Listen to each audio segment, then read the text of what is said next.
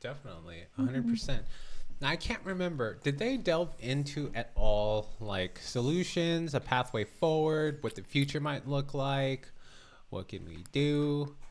Anything like that? I can't Unfortunately not. I think they did a bit about with like technology. So the last, basically, I think, so the way I divide the documentary in my mind is that, okay, in the beginning it sets the historical context.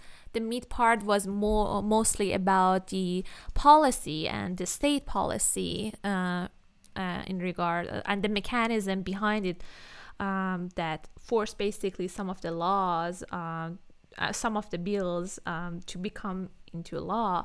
So, and the very last 15 minutes of it was about how it's all again relate to current situation. And it talked a little bit about technology and like showing what is happening, but nothing more.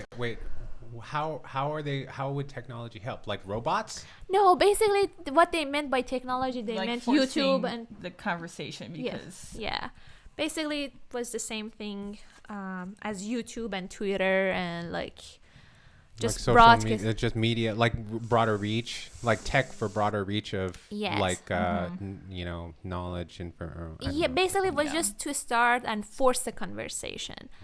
But I don't believe that they put any like tangible solutions in regards to the policies. They talk about a little bit like prison reform, I remember, but they said that, it's kind of impossible to change it all of a sudden.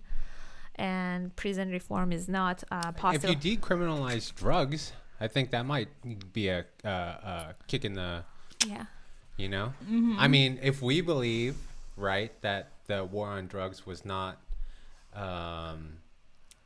fair and was used improperly, then I do believe that maybe we should consider.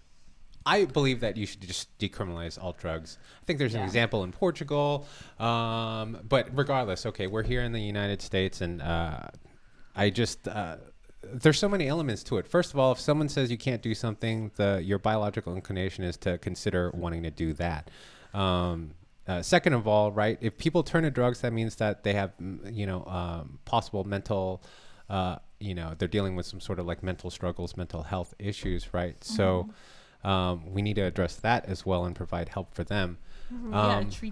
Treat drug addiction as a health issue. Right, exactly. And also consider the fact that probably one of the deadliest drugs is legal, and that's alcohol. Exactly. You could definitely die from alcohol withdrawal, and you can't do that with marijuana. You could smoke as much weed as you want, and you can't overdose on it, but you can definitely you can definitely die from drinking.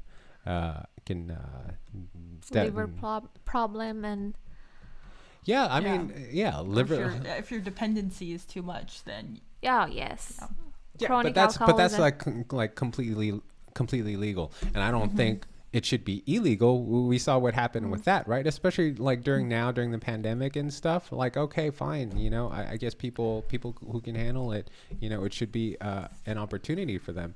And unfortunately, I would say the other thing: if someone wants the opportunity to fuck up their lives with drugs, then they should be able to do it as long as it's not harmful to anyone else.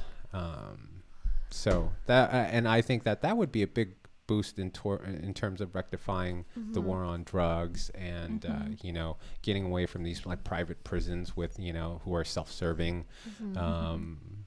And I don't know, what else can we do? Because they in the documentary they showed Clinton apologizing for many of his laws that he signed in the 90s, saying they were like too much, like the 3-strike felony thing and the mandatory minimums.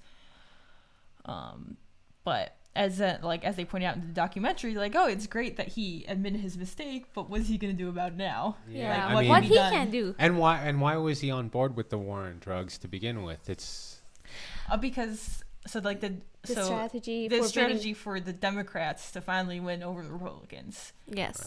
So by getting the Southern vote, because the Republicans were like, yes, we're tough on crime and we're going to criminalize drugs, but the Democrats were like, no, we're not, and nobody was voting for them.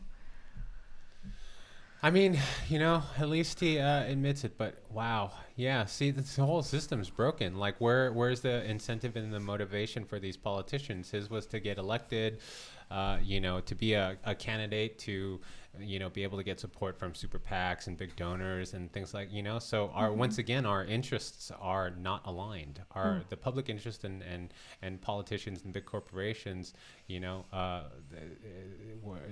not on the same, our interests are malaligned.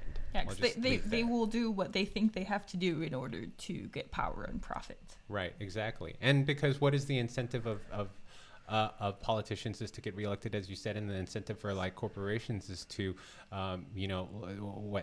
appease their shareholders, right, and maximize profits. Yeah.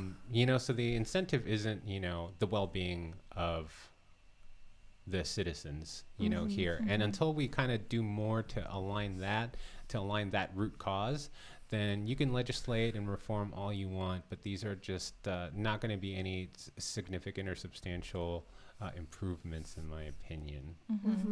That's right. Please feel free to like and subscribe. Ask these people. Yeah, hit that button. We want to hear from you. It's so easy. And you will not get disappointed. Yes. Please cut that last part.